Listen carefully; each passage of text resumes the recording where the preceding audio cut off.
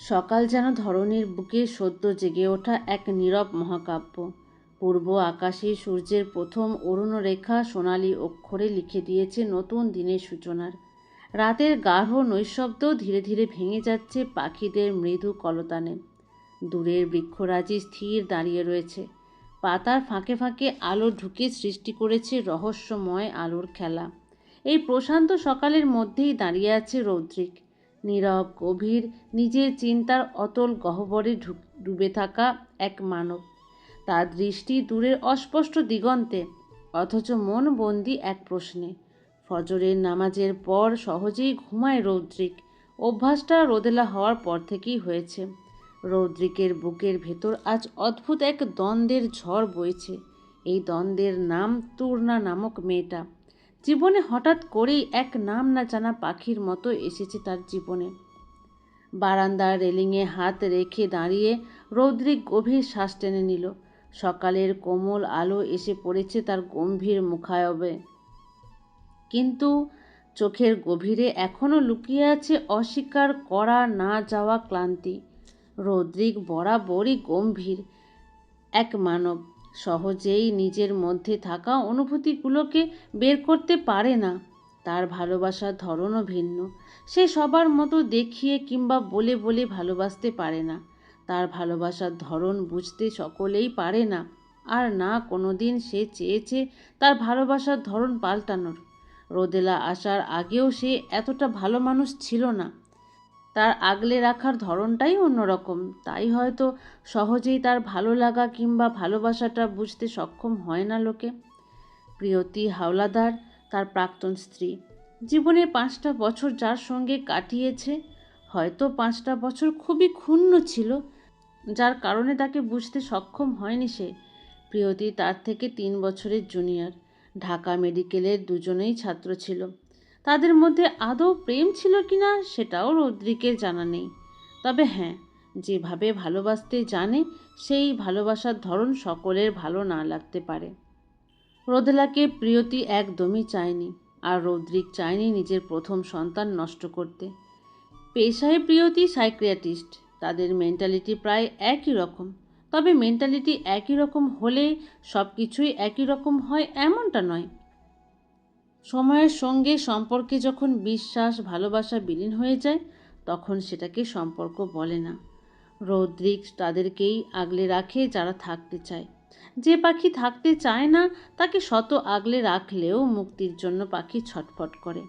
রোদেলাকে প্রিয়তি কোনো দিনও চায়নি, তবে রৌদ্রিক চেয়েছিল। কারণ একটা বাচ্চা শুধুই তার মায়ের হয়ে থাকে না, একজন বাবারও সেই পরিমাণ অধিকার থাকে সেই বাচ্চার প্রতি। রৌদ্রিক সময় দিয়েছে প্রিয়তিকে, তবে সময় সব সময় সব কিছু পাল্টাতে পারে না। হয়তো সময় দিন পাল্টাতে পারে, মানুষ পাল্টাতে পারে, বর্তমান পেরিয়ে আসতে পারে, কিন্তু কারো মনের মধ্যে স্থির করা সিদ্ধান্ত কোনো দিন বদলাতে পারে না, যতক্ষণ না সেই মানুষটা সেটাকে পাল্টাতে না চায়। রৌদ্রিকের প্রণয়ের প্রথম অনুভূতি প্রিয়তিকে ঘিরেই। যে পুরুষ নিজের স্ত্রীকে ভালোবাসতে পারে না, সে আবার কেমন পুরুষ? তবে আজকে এই কথাটা ভাবতে গেলেও কেমন সেই ভালোবাসাটা খুঁজে পায় না। ভালোবাসা এ কোনো ক্ষণিকের আবেগ নয়, আবার কোনো মধুর ভ্রমও নয়। এ এক গভীর অগ্নিশিখা, যা আত্মার গহীনে ধিকি ধিকি জ্বলে নিঃশব্দে, নিরবধি, নির্মম। ভালোবাসা মানে কারো অস্তিত্বকে নিজের শ্বাসের ভেতরে গোপনে ধারণ করা, যেন হৃদয়ের প্রতিটি স্পন্দন তার নামের অব্যক্ত উচ্চারণ। ভালোবাসা কখনো কোমল শিশির বিন্দুর মতো নিঃশব্দে নেমে আসে, অথচ সমস্ত সত্তাকে ভিজিয়ে দেয় এক অদৃশ্য স্নিগ্ধতায়। আবার কখনো তা দহনময় অগ্নিগর্ভ, যেখানে আত্মা পুড়ে ছাই হয়ে গেলেও তার ভস্মের ভেতর জন্ম নেয় নতুন কোনো অনন্ত আকাঙ্ক্ষা। ভালোবাসা মানে কেবল কারো হাত ধরা নয়। ভালোবাসা তার সকল অপূর্ণতা, তার ভাঙা চোরা স্বপ্ন, তার সমস্ত ক্ষতবিক্ষত অতীতকে নিজের বুকে আশ্রয় দেওয়া, যেন পৃথিবীর সমস্ত নিষ্ঠুরতার বিরুদ্ধে এক মানব বিদ্রোহ। এ এমন এক অনুভব যেখানে দুটি হৃদয় একে অপরের মধ্যে বিলীন হয়ে যায়। কিন্তু এখন রৌদ্রিক হৃদয় এই ভালোবাসা নামক মন্ত্রে আবারও জড়িয়ে যেতে চায় না। তার ভিতরে আত্মা চাইছে না কাউকে আঁকড়ে ধরতে, কারণ সে সেভাবে ভালোবাসতে জানে না। তার ভালোবাসা সবাই বোঝে না, আর না সে কাউকে সেটা বোঝাতে চেয়েছে কখনো। রৌদ্রিক আর ভাবল না এ নিয়ে। রুমের ভেতরে প্রবেশ করতেই আবারও নিদ্রায় মগ্ন তূর্ণাকে দেখতে পেল। মেয়েটা গভীর নিদ্রায় তলিয়ে আছে। রোদেলা হালকা নড়ে উঠছে। তার ওঠার সময় হয়ে এসেছে। রৌদ্রিক ধীর পায়ে বিছানার অপর প্রান্তে গিয়ে আস্তে করে রোদেলাকে কোলে তুলে নিল। ততক্ষণে রোদেলার ঘুম হালকা হয়ে এসেছে। বাবাকে দেখতে পেয়ে সে বিড়াল ছানার মতো ছিটিয়ে গেল বাবার উষ্ণ বুকে। রৌদ্রিক মেয়েকে কোলে নিয়ে নিঃশব্দে হাঁটাহাঁটি করছে। প্রিয়তি একেবারের জন্য রোদেলার কথা ভাবেনি। সে একটা বছর চেয়েছিল রোদেলাকে সামলে নেওয়ার জন্য, তবে প্রিয়তি মানেনি। চলে গিয়েছিল দুধের শিশু ফেলে। পৃথিবীতে মায়েদের ভিন্ন ভিন্ন রূপ আছে। কেউ বা শত কষ্টের মাঝেও নিজের সন্তানকে আগলে রাখে, আবার কেউ বা নিজের সুখকে বেছে নিয়ে সন্তানের সুখ ত্যাগ করে। প্রিয়তি নিজেকে বেছে নিয়েছে, রোদেলাকে সে চায়নি। তাই বলে রৌদ্রিক এটা ভাবেনি তার মেয়েকে এভাবে ছেড়ে যাবে। 9টা মাস পেটে ধরার পরও যে নারীর নিজের সন্তানের প্রতি মায়া জন্মেনি, সেই নারীর প্রতি তার কোনো অভিযোগ কিংবা অভিমান কিছুই নেই। অভিমান হোক কিংবা অভিযোগ করতে হলেও অধিকার কিংবা একটা সম্পর্কের প্রয়োজন হয়, যেটা তাদের মধ্যে নেই। তাই রৌদ্রিক কোনোটাই প্রিয়তির উপর জমা করে রাখেনি, আর না কোনোদিন ফিরে আসার আবদার জানিয়েছে। যে পাখি একবার তার নীড় ছেড়ে চলে যায় স্ব ইচ্ছায়, তাকে ফিরিয়ে আনতে চাওয়া শুধুই বোকামি। রোদেলা ঘুম ঘুম চোখে রৌদ্রিকের দিকে তাকালো। ঘুমানোর ফলে চুলগুলো এলোমেলো হয়ে আছে। রাতে বাবাকে না দেখতে পেয়ে কান্না করতে করতে ঘুমিয়ে পড়েছিল। জবা শিকদার প্রথমে রোদেলাকে তূর্ণার সঙ্গে রেখে যেতে চায়নি, যদি বাচ্চাটাকে আঘাত করে বসে এই ভয়ে। কিন্তু রিনি সঙ্গে থাকায় আর মানা করেনি। এরপর তূর্ণা, রোদেলা আর রিনি গল্প করার মাঝেই দুজনেই ঘুমিয়ে পড়েছিল। তাই রিনি বেরিয়ে এসেছিল ঘর থেকে। রোদেলা বাবার দিকে তাকিয়ে আধো আধো স্বরে বলে, বাবা, টানি আতনি টনি আতনি। রৌদ্রিক মেয়ের ললাটে চুমু এঁকে দিয়ে নরম স্বরে বলে, এই তো এসছি মা, সরি লেট করে ফেলেছিলাম একটু, আর হবে না এমনটা। রোদেলা আবারও বাবার বুকে মাথা দিয়ে বলে। রোদেলা হওয়ার পর রৌদ্রিক কোনো দিন রাতে হসপিটালে থাকে না। যত দেরি হোক না কেন বাড়ি ফিরবেই সে। তার জন্য তার ছোট্ট আর এক মা প্রতীক্ষার প্রহরও গুনে। ছোট্ট রোদেলাও বাবার উপর অভিমান জমিয়ে রাখে দেরি করে আসলে। রৌদ্রিক মেয়েকে নিয়ে ওয়াশরুমের দিকে হাঁটা দেয়। সুন্দর করে মেয়েকে ফ্রেশ করিয়ে নিজেও ফ্রেশ হয়ে বের হয় রৌদ্রিক। তূর্ণা তখনও ঘুমেই মগ্ন। রৌদ্রিক আর ডাকলো না, মেয়েকে নিয়ে সোজা বাহিরে চলে এলো। এই সময়টা তাদের দুইজনের। প্রায় সময় তারা বাবা মেয়ে একসঙ্গে বাগানে এসে হাঁটাহাঁটি করে। রোদেলা হালকা হালকা হাঁটতে শিখেছে, নিজের প্রায় দাঁড়াতেও পারে, তবে বেশি সময় দাঁড়িয়ে থাকতে পারে না। রৌদ্রিক বাগানে এসে রোদেলাকে নরম ঘাসের ওপর নামিয়ে দেয়। মেয়েটা নিচে নামার জন্য পাগল। রৌদ্রিক আলতো করে মেয়েকে ধরে রাখে যাতে পড়ে না যায়। রোদেলা মিষ্টি হেসে আদো আদো পায়ে নরম ঘাসে তার পা মেলে হাঁটার চেষ্টা করছে, আর একটু পর পর পাপার দিকে তাকাচ্ছে আর হাসছে। রোদেলা হাসতে হাসতে বলল, হাতি হাতি পাপা।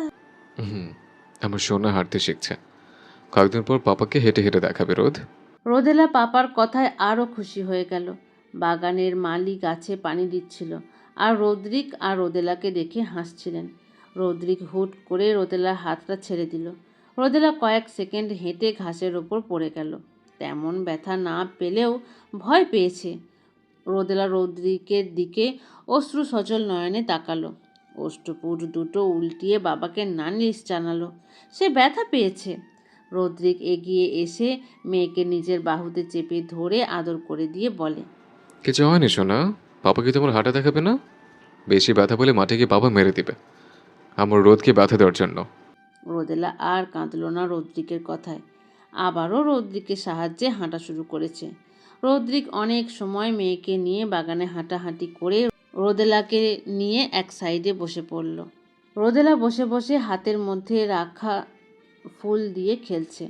রোদেলা একটা ফুল নিয়ে রদ্রিকের কানে গুঁজে দিল।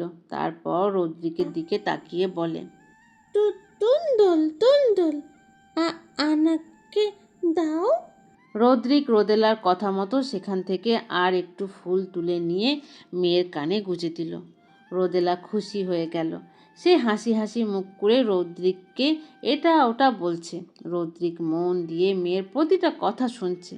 তার কাছে এই মুহূর্তে রোদেলার কথা শোনা ছাড়া অন্য কিছু গুরুত্ব মনে হচ্ছে না। তখনই সেখানে উপস্থিত হলো রশিদ শিকদার। রদ্রিকের সামনে বসে পড়েন তিনি। বিয়েটা মেনে নিবি? চাচার কথায় রদ্রিক শান্ত চোখে সেদিকে তাকালো। এই প্রশ্নের উত্তর এখনও তার কাছে নেই। রশিদ শিকদার ব্যাপারটা ধরতে পারলেন। তিনি আকাশের দিকে তাকিয়ে শান্ত গলায় বলে, আমি বলবো তুই বিয়েটা মেনে অবাক হলি এমনটা বলায়? জানিস তো রুমা কোনোদিন মা হতে পারবে না। এ নিয়ে আমার কোনোদিন আক্ষেপও হয়নি, আর না ওর উপর রাগ হয়েছে। পৃথিবীর হাজার এমন মানুষ আছে যাদের সন্তান থেকেও তারা সেই সন্তানের মর্যাদা দেয় না। সকলেই নয়, তবে 10 জনের মধ্যে একজন এমন আছে যারা নিজের সন্তানের প্রতি সন্তুষ্ট নয়। তেমনি তুন্নার মেয়েটাও। রুমা মেয়েটাকে এত অল্প সময়ে খুব আপন করে নিয়েছে। মেয়েটা ওর বাবার বাড়িতে ভালো ছিল না, ওর উপর মানসিকভাবে অত্যাচার করা হতো। যতটুকু বুঝলাম, মেয়েটা ওর বাড়ির কাউকে ভালোবাসে না। ওর সমস্যার কারণ নিজের বাবা হয়তো অবজ্ঞা করে, অথচ দেখে পৃথিবীতে আমাদের মতন কোনো দম্পতি আছে যারা একটা বাচ্চার জন্য পাগল হয়, হোক সে পাগল কিংবা প্রতিবন্ধী, অথচ মানুষ পেয়েও মূল্য দেয় না। তুন্নার এই অবস্থার জন্য শতভাগ ওর পরিবার দায়। ওকে সময় মতন যদি ওনারা চিকিৎসা করাতো তাহলে সমস্যাটা এত বড় আকার নিত না, হয়তো সময়ের সঙ্গে ঠিকও হয়ে যেত। সম্পূর্ণ না হোক, মেয়েটা ভালো একটা জীবন তো পেত। তাই চাই তুই মেয়েটাকে একটা স্বাভাবিক জীবন দে। জানি এটা বলা ঠিক না, তোর জীবন, তুই যা সিদ্ধান্ত নিবি সেটাই মেনে নে, সমস্যা নেই কারণ জীবনটা তোর। তাই তুই যা চাইবি তাই হবে। মেয়েটা যদি তুই ডিভোর্স দিস তাহলে মেয়েটা হয়তো আর বাঁচার মতন অবস্থায় থাকবে না। সমাজ নামে এই নোংরা খেলায় ও শেষ হয়ে যাবে। স্বয়ং ওর পরিবার ওর দিকে ফিরে তাকাবে না। জানিস তো ডিভোর্স একটা নারীর জীবনকে কিভাবে নরকে পরিণত করে দিতে পারে? রদ্রিক শুনল সবটা। সে খুব ভালো করে জানে কি হতে পারে সামনে। তবে সে মেয়েটার ভালো করতে গিয়ে যদি খারাপ করে ফেলে, তখন সে কি করবে? এর জন্যই সে বিয়ে করতে চায়নি। যেদিন তার খুব করে মনে হতো তার বাকিটা পথ চলার জন্য একজন সঙ্গীর প্রয়োজন, তাহলে সে বিয়ে নামক বন্ধনে আবদ্ধ হতো। রশিদ শিকদার রদ্রিকের দিকে তাকিয়ে আবারও বলে, ভেবে দেখ কি করবি। তুই যা সিদ্ধান্ত নিবি তাই হবে, কোনো কিছুতেই জোর নেই। দিনের প্রখরতা ধীরে ধীরে স্থিমিত হয়ে এসেছে। সূর্য যেন তার অগ্নিময় অহংকার গুটিয়ে নিয়ে নরম স্বর্ণাভ আলোর আবরণে ঢেকে দিয়েছে পৃথিবীকে। দূর আকাশে অলস ভেসে চলেছে কয়েকটি মেঘখণ্ড। তাদের রং সূর্যের শেষ আলোয় কখনো অগ্নিমাখা কমলা, কখনো বা গাঢ় রক্তিম দেখাচ্ছে। পাখিরা দূর আকাশ পেরিয়ে আপন নীড়ে ফেরার তারায় ডানা ঝাপটাচ্ছে। তাদের কিচির মিচির ধ্বনি বিকেলের স্তব্ধতায় সুরের মতো ভেসে উঠেছে। রদ্রিক বাড়ির ভেতর পা রাখতেই তুর্নাকে দেখতে পায়। সাথে তার কোলে ছোট্ট রোদেলাও রয়েছে। আশেপাশে বারবার তা চোরা চোখে তাকিয়ে দেখছে কেউ আছে কিনা। এই সময়টাকে বাড়ির গৃহিণীরা রান্নাঘরে বিকেলের নাস্তা বানাতে ব্যস্ত থাকে। বাড়ির সবার রান্নাটা তারাই করে। রদ্রিক বুঝল না এভাবে চোরের মতো করে এদিক ওদিক তাকানোর মানে। তুর্না রোদেলাকে আস্তে করে কি জানি বলাতে রোদেলা হেসে ওঠে। আস্তে আস্তে সিঁড়ি বেয়ে উপরের দিকে চলে যায় তারা। রদ্রিকও আর দেরি করল না, সে নিজেও তাদের পিছু ছুটল। তুর্না ঘরে এসে রোদেলাকে বিছানায় বসিয়ে দিয়ে সামনে কতগুলো পাকা পাকা সবেদা আর পেয়ারা রাখল। এইগুলো তাদের বাগানের। রদ্রিক শব্দবিহীন দরজায় ঠায় দাঁড়িয়ে রইল দেখার জন্য এই মেয়ে আসলে করে কি। এই একদিনে রোদেলার সঙ্গে তুর্নার বেশ ভাব হয়ে গেছে। তুর্না রোদেলার দিকে তাকিয়ে বলে, পুতুল সোনা, তুমি কি খাবে? পচার শাশুড়ি দেখলে বকা দেবে না তো? চুরি করা ভালো নয়, কিন্তু তারপরও বললাম, তুমি কিন্তু একদম চুরি শিখো না, কেমন? রোদেলা হেসে দিল তূর্ণার কথায়। তূর্ণা রোদেলার হাসি মাখা মুখের দিকে তাকিয়ে বলে, পুতুল সোনা, তোমাকে হাসলে অনেক সুন্দর লাগে। তুমি এভাবেই হাসবে, ঠিক আছে? তুমি আমার বাসায় পুতুলের থেকেও মিষ্টি দেখতে। আমার সাথে খেলাও করো, কি সুন্দর। রোদেলা তূর্ণার কথা শুনে হেসে হেসে বলে, আনি কি তুতুল? আতা তুতুল কি? তূর্ণা রোদেলার কথা বুঝতে পারল না, তাই বোঝার জন্য বলে, তুমি কি বলছো? আমি তো বুঝতে পারছি না পুতুল সোনা। তুমি আমার মতো কথা বলতে পারো না কেন? আচ্ছা, সাবেদা খাবে তুমি? এটা অনেক নরম। বলেই বিছানায় থাকা নরম একটা সবেদা তুলে নিল। রোদেলা খুশি মনে সেদিকে তাকিয়ে আছে। তারও খাওয়ার ইচ্ছে জেগেছে। রোদেলা, তূর্ণা আর রিনি রুমেই বসেছিল। তিনজন নানা রকম আজগুবি গল্প করছিল। কেউ একটা ফোন করায় রিনি ব্যস্ত হয়ে পড়ে। তূর্ণা রোদেলাকে কোলে নিয়ে রিনির বারান্দায় দাঁড়িয়ে বাগান দেখছিল। তখনই তূর্ণার নজরে পড়ে বাগানে থাকা পেয়ারা গাছ আর সবেদা গাছের দিকে। দূর থেকে তূর্ণার মনে বেশ লোভ জাগলো সেইগুলো খাওয়ার জন্য। তাই নিজের ইচ্ছাটাকে আর দমন করে রাখতে না পেরে রোদেলাকে কোলে নিয়েই চুপিসারে নিচে নেমে আসে। গাছগুলো মাঝারি আকারের হওয়ায় তূর্ণা সহজেই সেইগুলো পেরে বাড়ির ভিতরে এসে পড়ে। তার ভাবনা মতে কেউ যদি দেখে সে গাছ থেকে ফল পেরেছে, তাহলে তাকে হয়তো খুব করে বকত। তাই সে চোরের মতো চুরি করে এসব নিয়ে এসেছে। রোদেলা এর আগে এমনটা করেনি, তাই তারও বেশ ভালো লেগেছে। সে নীরবে তূর্ণার সঙ্গী হয়েছে। তূর্ণা সবেদাটা রোদেলার মুখের সামনে ধরতেই পিছন থেকে রাশভারী গম্ভীর কণ্ঠস্বর ভেসে আসে, ওকে দিও না, এভাবে খেতে পারবে না। কথাটুকু বলে ভেতরে প্রবেশ করলো রৌদ্রিক। রৌদ্রিককে দেখে তূর্ণা ভূত দেখার মতো চমকে ওঠে। তার হাতে থাকা ফলটা নিচে পড়ে গেল মুহূর্তে। রোদেলা পাপাকে দেখা মাত্রই পাপা যাবে শুরু করে দিয়েছে। এদিকে তূর্ণা ভয়ে শেষ। তার বর কি দেখে ফেলেছে সে চুরি করেছে? তার বরও কি সবার মতো না বলে নেওয়ার জন্য বকাঝকা করবে? ভাবতে ভাবতে ভয়ে সিটিয়ে যায় সে। রৌদ্রিক রোদেলাকে কোলে নিয়ে তূর্ণার দিকে শীতল দৃষ্টি তাক করে। তূর্ণার অবস্থাটা বুঝতে পেরে শান্ত কণ্ঠে বলে, ফল খেতে চাইলে যে কাউকে বললেই পেরে দেবে। আর রোদকে এত বড় পিস খেতে পারবে না। কুসুমকে বলে কাটিয়ে এনে দিচ্ছে, তারপর খাও। রৌদ্রিকের কথা শুনে তূর্ণা অবাক হয়ে গেল। তার বর তাকে বকল না চুরি করার জন্য? এই বাড়িতে তাকে কেউই বকে না, শুধু পচা শাশুড়ি ছাড়া। এই বাড়িতে আসার পর বকাও খেতে হয়নি, শুধু একজন ছাড়া। তারপরও তূর্ণার ভয় কাটল না। সে ভয়ে ভয়ে রৌদ্রিককে দেখে নিল। তার বর একদম টিভিতে থাকা হিরোদের মতো দেখতে, অমনি লম্বা, অমনি সব কিছু দেখতে। হয়তো টিভির হিরোর থেকেও বেশি সুন্দর তার বর। তূর্ণা আমতা আমতা করে বলে, তোর না, আর না বলে কিচ্ছু নেবে না। আমাকে বকা দিও না, কেমন বর? রৌদ্রিক শান্ত চোখে সামনে দাঁড়িয়ে থাকা গোল জামা পরিহিত মেয়েটাকে দেখে নিল। শাড়ি পরায় যতটুকু বড় লাগে, জামা পরলে সম্পূর্ণ বাচ্চা লাগে। তার বয়স 33+ চলে। এই মেয়ের বয়স কত হবে? তাদের মধ্যকার বয়সের তফাৎটাও বেশ খানিক মনে হচ্ছে। যা খেতে মন চায় তা বলবে, বাড়ির যে কাউকে, তাহলে তারা বানিয়ে দেবে। তোমার জামা কাপড় কোথায়? রৌদ্রিকের কথা শুনে তূর্ণার কালকে চলে যাওয়ার আগে সেলিমা খাতুনের কথা মনে পড়ল। সেলিমা খাতুন বলে দিয়েছে তার বর নাকি তাকে ফেলে দিবে, সে পাগল বলে। তার পুতুলের মতো তার আর কোনো সংসার হবে না। আর তাকে যদি তার বর ফেলে দেয়, তাহলে সেলিমা খাতুন তাকে আর ওই বাড়িতে নিবে না। এই সব ভাবতেই তূর্ণা ভয়ে তার নেত্রকোণে অশ্রু এসে হানা দিল। রৌদ্রিকের দিকে অশ্রুসিক্ত চোখে তাকিয়ে ভেজা গলায় বলে, আমি পাগল বলে আপনি আমাকে মায়ের কাছে রেখে আসবেন বর? বাড়িতে গেলে খুব করে মারবে আমায় আবারও। তূর্ণার এমন কথা শুনে রৌদ্রিক কী উত্তর দিবে ভাবনায় পড়ে গেল। সত্যি কি ওই বাড়িতে এই অসুস্থ মেয়েটার উপর এত অত্যাচার করা হতো?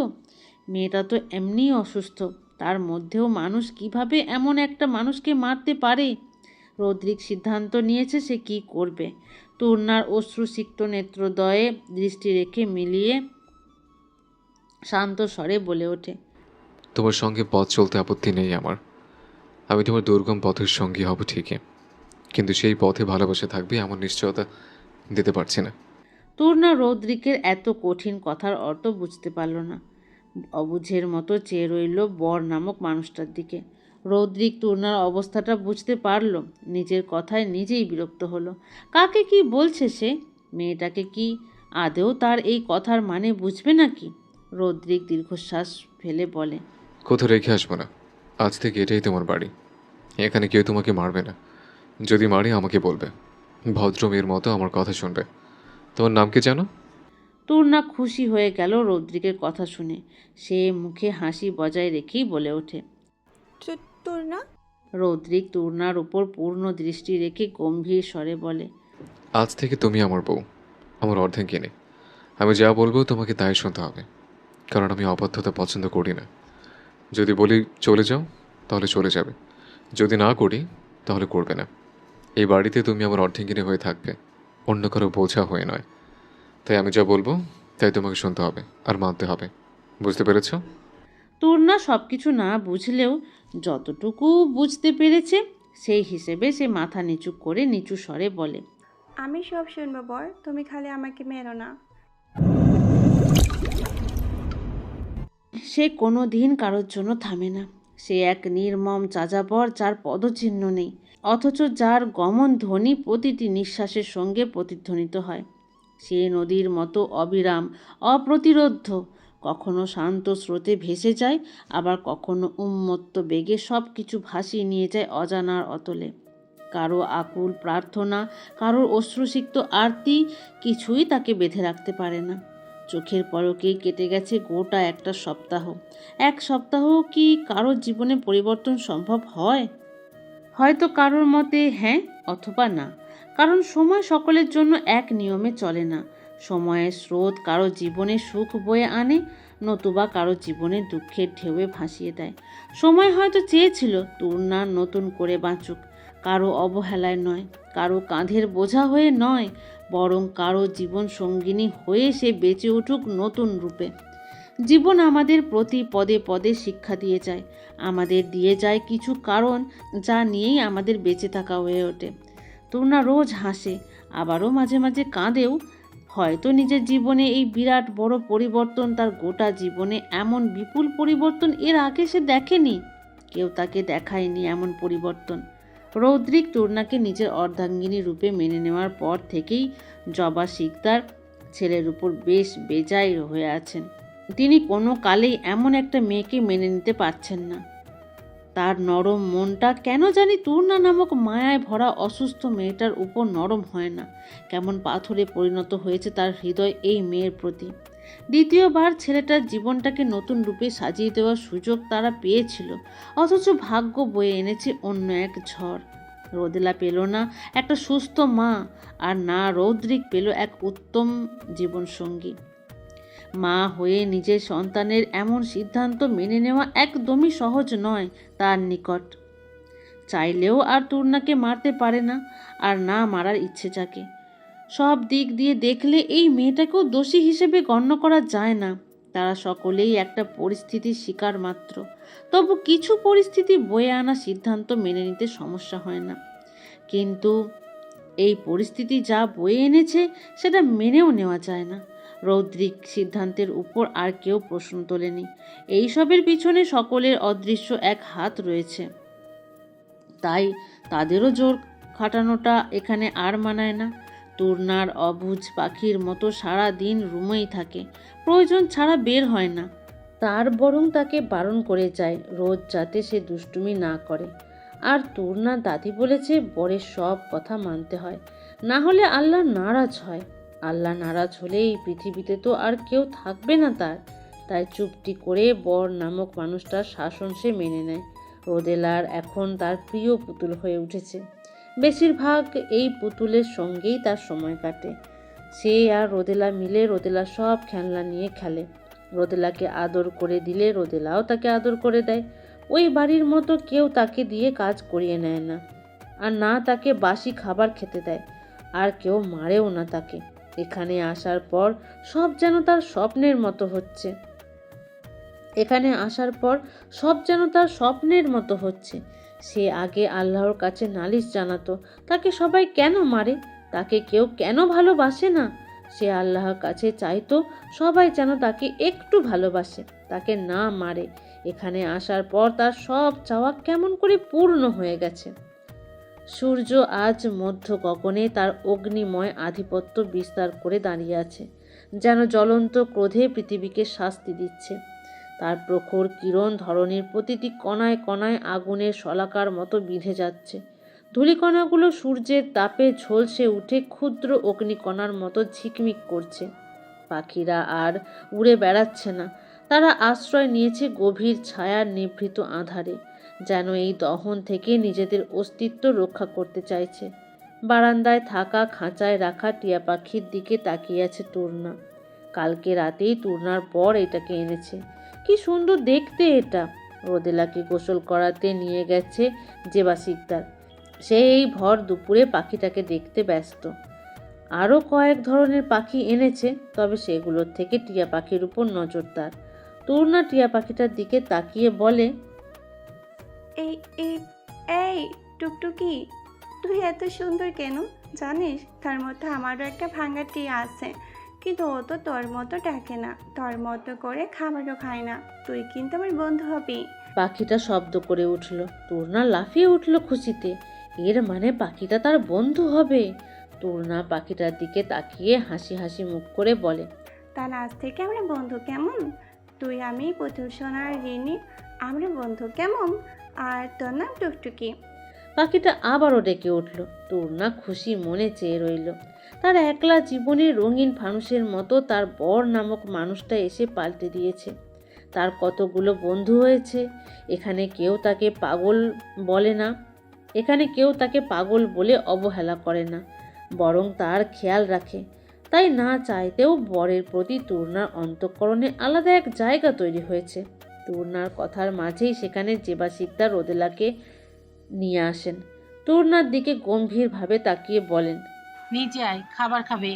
জবা শিকদারকে দেখতে পেয়ে তূর্ণার হাসিটা বন্ধ হয়ে গেল। সারা বাড়িতে এই এক মানুষ যাকে সে জমের মতো ভয় পায়, যাকে দেখলেই তার বুকটা কেমন ধুকপুক করতে শুরু করে দেয়। তূর্ণা নীরবে জবা শিকদারের পিছনে পিছনে নেমে আসে। দুপুরের সময় বাড়ির পুরুষেরা তেমন থাকে না। রিনি কালকে আবারও হোস্টেলে ফিরে যাবে, তাই তার জন্য বাড়িতে শুকনো জাতীয় খাবার তৈরি করা হচ্ছে। রুমা শিকদার প্লেটে ভাত বাড়ছিলেন। তূর্ণাকে দেখে হাসি মুখে সেদিকে তাকায়। তূর্ণা রুমা শিকদারকে দেখে খুশি হয়ে যায়। এই একটা মানুষ যে কিনা প্রথম যেদিন এই বাড়িতে পা রেখেছে সেদিন থেকেই তার খেয়াল রাখে। মানুষটার কাছ থেকে কেমন মা মা গন্ধ আসে। মা মা গন্ধ কেমন হয় সেটা তূর্ণার জানা নেই, তবু কেন জানি এই কয়েকদিনের মাঝেই এই মানুষটাকে নিজের খুব আপন লাগে। জবা শিকদার রোদেলাকে খাবার খাওয়াচ্ছে। রোদেলা চুপচাপ ভদ্র বাচ্চার মতো খাচ্ছে আর এদিক ওদিক তাকাচ্ছে। রোদেলা হাত নাড়িয়ে তূর্ণাকে তার আঙুল দেখাচ্ছে। তূর্ণার চোরা চোখে সব কিছু দেখছে। জবা শিকদার থাকায় তেমন কিছু করার সাহস পাচ্ছে না। যদি আবারও মারে তাকে। রোদেলা খেতে খেতে আধো আধো স্বরে বলে, টুন্না টুন্না দেখু দেখু। তূর্ণার দেখলে বাচ্চাটা তাকে তার আঙুল গুনে গুনে দেখাচ্ছে। তূর্ণা হাসি দিল একটা। তার খাওয়া প্রায় শেষের দিকে। রুমা শিকদার তূর্ণার কবুতরের মতো খাওয়া দেখে শাসিয়ে বলে, আর একটু ভাত নাও তূর্ণা, এইটুকু খেলে কি করে হবে? তূর্ণা ভয়ে ভয়ে একবার জবা শিকদারকে দেখে নিল, তারপর মিনমিনিয়ে বলে, বাড়িতে মা এতটুকু দেয় তো, তাই এতটুকু খেতে পারি। এখন থেকে যত ইচ্ছে খাবে, এটা এখন তোমারও বাড়ি, এখানে কেউ মানা করবে না, তোমার শাশুড়িও না। বলেই রুমা শিকদার জবার দিকে তাকিয়ে হাসে। জবা শিকদার কিছু বললেন না। তাকে যে তূর্ণা ভয় পায় সেটা সে নিজেও জানে, কিন্তু সবার মতো সে ভয়টা কাটানোর চেষ্টা করলো না, বরং নীরব থাকলেন। এত ভালোর মাঝে সে না হয় একটু খারাপ থাকলো, সমস্যা কই? গোধূলির লগ্নে সেজে উঠেছে গগন। পক্ষীরাজরা নীরের দিকে ছুটে চলেছে। সূর্যিখানা কমলার মতো হয়ে আছে। কিছু সময় পরই সেটা ডুবে যাবে তিমির অতলে। বসার ঘর থেকে হৈ হুল্লোড়ের শব্দ ভেসে আসছে। তূর্ণা রুম থেকেই নিচ থেকে ভেসে আসা শব্দ শুনতে পেল। রুমে এখন শুধুই সেই রয়েছে, রোদেলা তার দাদির কাছে। কিছু সময় আগেই নিয়ে গেছে খাওয়ানোর জন্য। তূর্ণা বারান্দায় বসে টুকটুকির সঙ্গে কথা বলছিল। তার মাঝেই হৈ হুল্লোড়ের শব্দ ভেসে আসে। নিচে সবাই হয়তো আনন্দ করছে। রিনির শব্দে সহ সকলেরই কণ্ঠস্বর শোনা যাচ্ছে। সঙ্গে নতুন দুটি অচেনা স্বরও কর্ণকুহরে এসেছে তূর্ণার। তূর্ণার মনটা কেমন আকুবাকু করলো নিচে যাওয়ার জন্য। ইচ্ছে করলো সেও নিচে গিয়ে দেখবে আসলে হচ্ছে কি। তূর্ণা আর নিচের অবাধ্য মনটাকে সামলে রাখতে পারল না। পা টিপে টিপে নেমে এলো সিঁড়ির কাছে। সিঁড়ির কাছে আসতেই ড্রয়িং রুমে দুটো ছেলেকে দেখতে পেল। দুইজনের পরনেই ফর্মাল ড্রেস, দেখতেও বেশ। তূর্ণা চিনল না এদের। কারা এরা? মনে প্রশ্ন জাগল। এখানে আসার পর এদের তো দেখেনি সে। সবার সঙ্গেই দেখা হয়েছে এরা ব্যতীত। রিনি খুশিতে গদগদ হয়ে জিজ্ঞেস করে, রোহন ভাই, কি কি এনেছো আমার জন্য? আমি কি তোমাকে বলেছিলাম যেগুলো আনতে সেগুলো এনেছো তো? রিনির কথা শুনে রোহান নামক ছেলেটা রিনির দিকে ভ্রু নাচিয়ে তাকালো। তারপর মাথায় গাঁটটা মেরে বলে, তুই কে রে যে তোর জন্য আনবো? চাচি এই ফৈনিকে কোথা থেকে আনছো? শিকদার বাড়ির 3 গিন্নি হাসলো ভাই বোনেদের এমন খুনসুটি দেখে। রিনি রাগে কিল বসিয়ে দিল রোহানের পিঠে। রোহানের কথা শুনে পাশে থাকা শ্রাবণ হেসে উঠল। তার হাসি দেখে রিনি আরও জ্বলে উঠল। রিনি রাগে রিনরিন হয়ে বলল, আম্মু, এদের বাড়ি থেকে বের করে দাও তো, শয়তানগুলো আমার কিছুই আনেনি। রিনির কথা শুনে শ্রাবণ বলে, এই শাকচুন্নি চুপ করতো।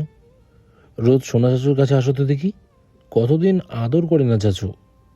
বলেই রোদেলাকে কোলে তুলে নিয়ে আদর করতে থাকে। রোদেলা আহ্লাদি হয়ে উঠল।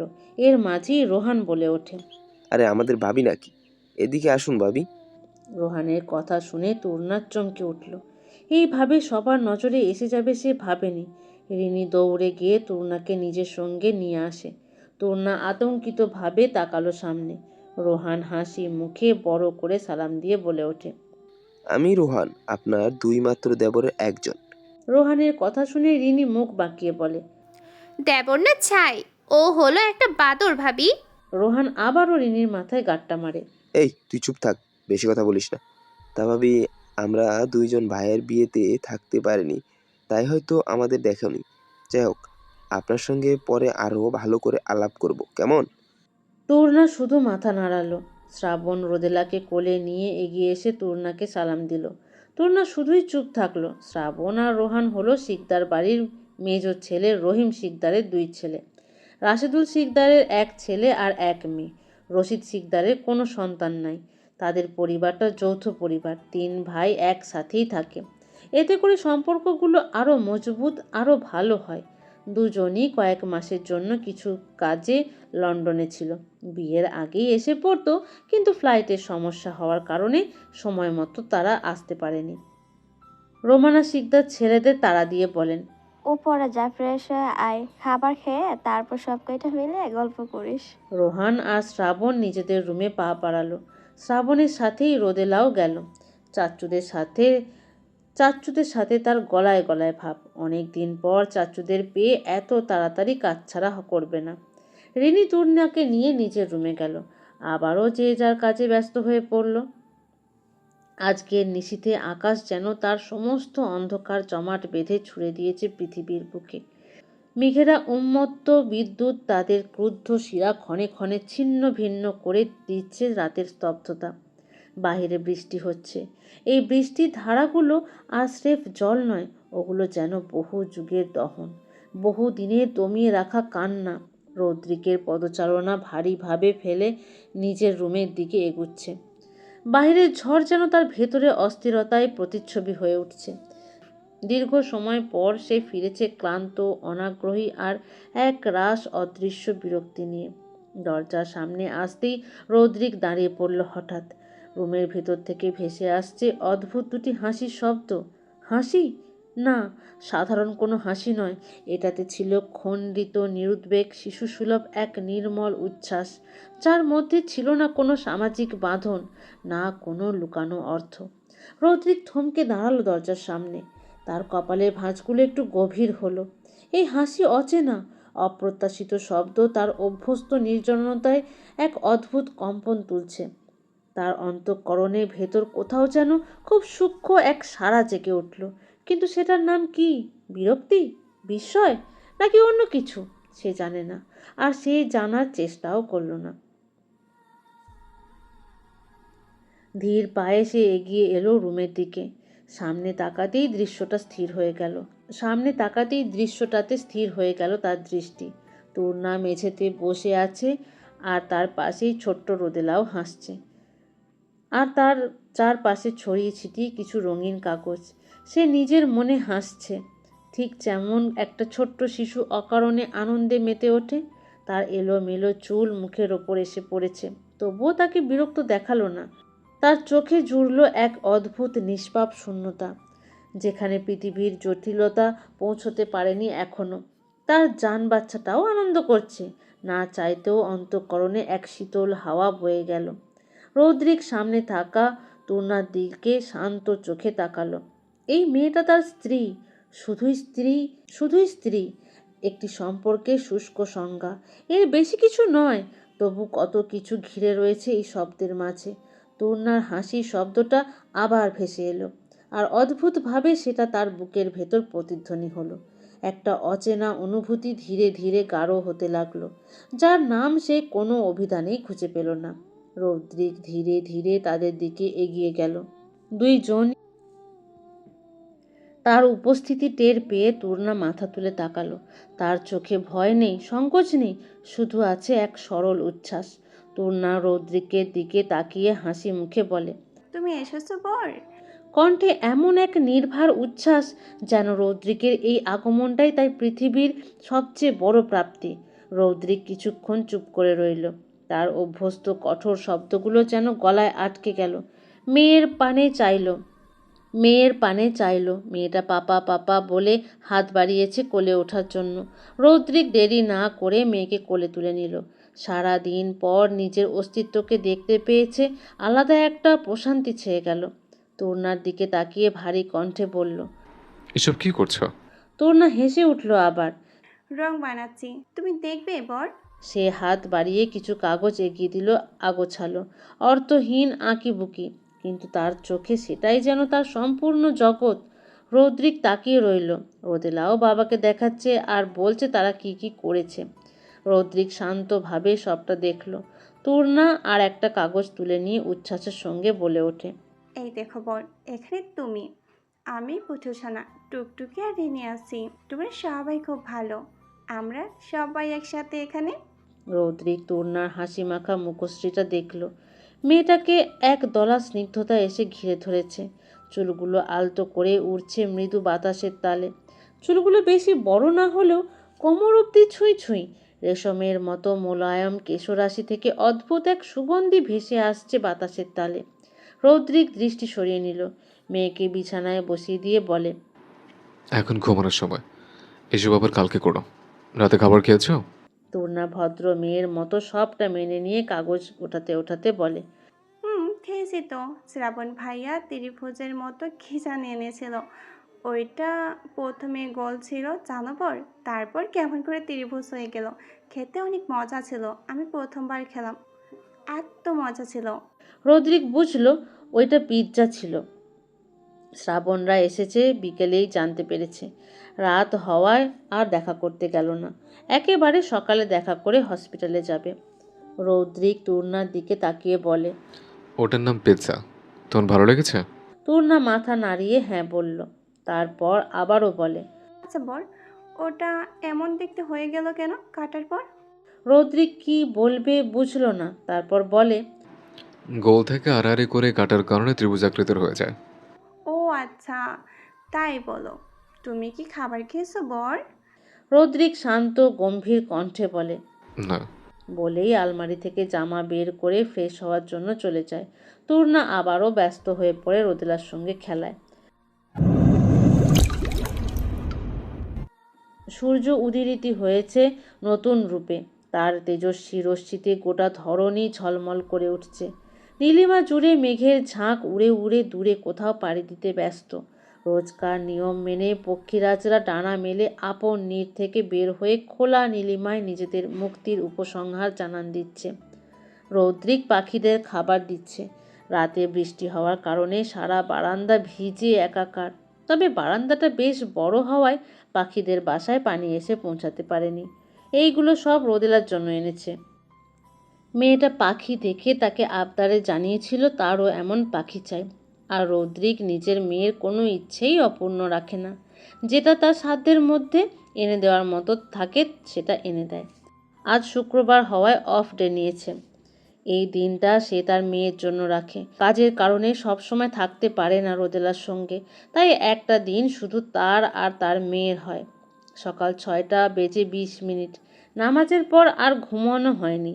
তাছাড়াও তুর্না আসার পর থেকে সে সোফায় ঘুমোচ্ছে, আর সে নিজের বিছানায় ছাড়া ঘুমোতেও পারে না, যার কারণে ব্যাক পেন হয়েছে। তারপরও নিজের জীবনের এই পরিবর্তনটা মেনে নিয়েছে। মানুষকে তার পরিস্থিতি অনুযায়ী সব কিছু পরিবর্তন করতে হয়, আর তুর্নাও তার পরিবর্তনের একটা অংশ। রৌদ্রিক রুমে ঢুকতেই দেখতে পায় তুর্না উঠে বসে আছে। তার অক্ষিপুট ঘুমের তাড়নায় ঠিকমতো খুলে রাখতে পারছে না। তারপরও ঘুমটাকে কাটানোর চেষ্টা করছে। রৌদ্রিক সোফায় এসে বসল। তুর্না সেদিকে ঘুম ঘুম চোখে তাকালো। রোদেলা এখনও ঘুমিয়ে রয়েছে। তুর্না বিছানা থেকে উঠে দাঁড়ালো। লম্বা কেশরাশিগুলো এলোমেলো হয়ে আছে। ঘুমের কারণে মুখটা হালকা ফুলে আছে। ঘুমের কারণে মুখটা হালকা ফুলে আছে। মসৃণ ত্বকে তৈলাক্ত ভাব জন্মেছে। রৌদ্রিক সেদিক থেকে চোখ সরিয়ে নিল। তুর্না রৌদ্রিকের সামনে দাঁড়িয়ে ঘুম চালানো কণ্ঠে বলে, আপনি কোথায় ছিলেন বর? রৌদ্রিক তুর্নার দিকে না তাকিয়েই শান্ত স্বরে উত্তর দেয়, বারান্দায় পাখিদের খাবার দিচ্ছিলাম। তুর্না ভালো করে দেখলো রৌদ্রিককে কিছু সময় নিয়ে। কিছু সময় পর রৌদ্রিকের দিকে তাকিয়ে প্রশান্তি মাখা কণ্ঠে বলে, আপনি খুব ভালো বর। আপনি আমার জীবনে আসার পর সব কষ্ট কেমন করে পালিয়ে যাচ্ছে। আপনি আরও আগে কেন আসলেন না আমার কাছে বর? আমায় কেউ কোনোদিনও এতটা আদর করেনি। আপনি আসার পর সব কেমন স্বপ্নের মতো হয়ে যাচ্ছে। তুর্নার কথা শুনে রৌদ্রিক তুর্নার দিকে পূর্ণ দৃষ্টি নিক্ষেপ করল। তারপর ভ্রু নাচিয়ে গম্ভীর কণ্ঠস্বরে বলে, আমি আর ভালো জানো আমি কি করি? তুর্না হাসি হাসি মুখ করে বলে, আপনি অনেক ভালো, অনেক ভালো। আমার দেখা সবচেয়ে ভালো বর আপনি। আর আপনি কী করেন গো বর? রৌদ্রিক তুর্নাকে কি মনে করে জানি তার ভয় দেখাতে ইচ্ছে করলো, তাই সে আগের থেকেও বেশি গম্ভীর মুখ করে রাশ ভারী কণ্ঠে বলে, আমি মানুষ কাটি, সার্জারি করি, তোমাকে কেটে ফেলবো এইভাবে। তুর্না রৌদ্রিকের কথা বিশ্বাস করলো না, তাই সে আগের থেকেও জোর দিয়ে বলে, না না, আপনি এমনটা করতেই পারেন না। আপনি কত ভালো। আমাকে কেটে আপনারই বা কী লাভ হবে? রৌদ্রিক তুর্নার দিকে ভ্রুযুগল কুঁচকিয়ে তাকিয়ে বলে, এত কনফিডেন্স আমার উপর? যদি কেটে ফেলে তখন কি হবে? তুর্না রৌদ্রিকের কথা শুনে মলিন হেসে বলে, কি আর হবে? আমিও মরে যাব আমার মায়ের মতো। তারপর মায়ের মতো তারা হয়ে আপনাকে আর পুতুলকে রোজ রাতের বেলা দেখতে আসবো। রৌদ্রিক শান্ত দৃষ্টিতে তুর্নার দিকে চেয়ে রইল। মেয়েটার জীবনটা এতটাও সহজ ছিল না তার আসার আগে। রৌদ্রিক দীর্ঘশ্বাস ফেলে তুর্নার দিকে শান্ত চোখে তাকিয়ে বলে, ঘুরতে যাবে? রৌদ্রিকের কথা শুনে তুর্না বিস্মিত নয়নে রৌদ্রিকের দিকে চেয়ে রইল খানিকক্ষণ সময় নিয়ে। এর আগে কেউ তাকে ঘোরা তো দূরে থাক, জিজ্ঞেস অব্দি করেনি। রূপা আর নয়ন মাঝে মাঝেই বাহিরে ঘুরতে যেত, এমনকি লুকমান হোসেন আর সেলিমা খাতুনও সঙ্গে যেত, কিন্তু তাকে কোনো দিন নিয়ে যায়নি। বাড়িতে তাকে যে একটু ভালোবাসতো সে হলো তার দাদি, কিন্তু দাদিও 2 বছর হলো পরপারে পাড়ি জমিয়েছে। তারপর থেকে আর একটু ভালোবাসার মানুষও ওই বাড়িতে ছিল না। ওই বাড়িতে বলতে গেলে আপন বলতে তার দাদিই ছিল। তুর্না অবাক হয়েই রৌদ্রিককে জিজ্ঞেস করে, সত্যি নিয়ে যাবো আমাকে তোমার সাথে? নিয়ে যাব। তুর্না যেন আকাশের চাঁদ স্বয়ং এই জমিনের মধ্যে পেয়ে গেল। উচ্ছ্বসিত মনে লাফিয়ে উঠল। বাচ্চাদের মতোই আনন্দ শব্দ করে উঠছে। রদ্রিক তাকিয়ে রইল সেদিকে। সামান্য ঘুরতে নিয়ে যাওয়াতেই এত কেউ খুশি হতে পারে? সেটা হয়তো তূর্ণা নামক মেয়েটাকে না দেখলে বুঝতো না। তূর্ণার শব্দ শুনে রোদেলার ঘুম ভেঙে গেছে। সেও ঘুম চড়ানো চোখে আনন্দে নাচতে থাকা তূর্ণাকে অবাক হয়ে দেখছে। রদ্রিক মেয়ের কাছে গিয়ে মেয়েকে কোলে তুলে স্নেহের পরশ এঁকে দেয়। রোদেলাও বাবার গালে ছোট ছোট হামি দিয়ে ঘুম জড়ানো কণ্ঠে বলে, টুনা কি কলে? টুনা কি কলে পাপা? রদ্রিকেরও জানা এর উত্তর কি দেবে, তাই মাথা নাড়িয়ে সে জানালো। সে নিজেও জানে না। রোদেলা এবার তূর্ণার দিকে তাকিয়ে বলে, টুনা তো টনি কি কল? রোদেলার কথা শুনে তূর্ণা থেমে যায়। উচ্ছ্বসিত মনে রোদেলার কাছে এগিয়ে এসে বলে, আজকে তিনা ঘুরতে যাবে জানো পুতুল। সোনা বর আমাকে ঘুরতে নিয়ে যাবে। তুমিও কি যাবে আমার সাথে? আমরা কিন্তু অনেক মজা করব। বাইরে যাওয়ার কথা শুনে রোদেলাও খুশি হয়ে যায়। শব্দ করে ইয়ে বলে উঠে সে। রদ্রিক নীরব চোখে দেখল তূর্ণা আর রোদেলার কাণ্ড। দুটোই সম্পূর্ণ বাচ্চা। একজন বড় হয়েও বাচ্চা রয়ে গেছে, অন্যজন তার ছোট্ট আম্মাজান। রোদেলা রদ্রিকের দিকে তাকিয়ে বলে, আজকে অনেক মজা করব পাপা। আচ্ছা, করিও। এখন দুজন ফ্রেশ হতে চলো। দুষ্টুমি করলে চলবে না কিন্তু। তূর্ণা আর রোদেলা ভদ্র বাচ্চার মতো মেনে নিল সবটা। সময়ের সঙ্গে আকাশের মধ্যে কখনো স্থির হয়ে থাকা জ্যোতির্ময় অগ্নিগোলকটি যেন ক্রুদ্ধ রাজাধিরাজ, যার তীক্ষ্ণ রশ্মির শলাকা প্রতিটি কণায় কণায় প্রবেশ করে দগ্ধতার অদৃশ্য দাগ এঁকে দিচ্ছে। পিচ ঢালা সড়কগুলো তপ্ত ধাতুর ন্যায় দগ্ধমান। তাদের বুকে জমে থাকা উত্তাপ কাঁপিয়ে তুলেছে দূর দিগন্তের দৃশ্যপট। ব্যস্ত পায়ে একটা সাবলেট বাসায় ঢুকলো রূপা। গরমে ফর্সা মুখশ্রীতে ঘামের রাজত্ব বসেছে। চোখ মুখে বিরক্তির ছাপ স্পষ্ট। হাতে থাকা ফোন বের করে সৈকত নামক নাম্বারে কল লাগালো। কিছু সময় অতিবাহিত হতেই অপর পাশ থেকে ফোনটা তুলতেই রূপা রাগ মিশ্রিত স্বরে বলে, সৈকত, এভাবে আর কতদিন? তোমার জন্য আমি বিয়ে থেকে পালিয়ে এসেছি, অথচ তুমি আমাকে এখন অবধি বিয়ে করনি। তুমি আর তোমার পরিবারের মতিগতি আমি বুঝতে পারছি না কিন্তু। রূপার কথা শুনে ফোনের অপর পাশে থাকা সৈকত বিরক্তি নিয়ে বলে, আর কয়েকটা দিন অপেক্ষা করো রূপা। তোমার এইভাবে পালিয়ে আসাটা বাবা মার পছন্দ হয়নি। তারা রাজি ছিল, হুট করে এমনটা হয় তারা এখন মানছে না। আমাকে কয়েকটা দিন সময় দাও। রূপা ধৈর্য হারা হয়ে গেল। এমনি গরম, তার উপর রাগ, সব মিলিয়ে ফর্সা মুখশ্রীটা আরও লালচে হয়ে উঠল। রূপা কর্কশ গলায় বলে, পালিয়ে গিয়ে আমি এসেছি সৈকত। তুমি আমাকে পালিয়ে এনেছো। তোমাকে বারবার বলেছিলাম আমার বাবার কাছে প্রস্তাব নিয়ে পাঠাও তোমার বাবা মাকে, কিন্তু তুমি আমার একটা কথাও শুনোনি। আর এখন বলছো পালিয়েছি বলে মানছে না। তাহলে তোমাকে কেন মেনে নিল?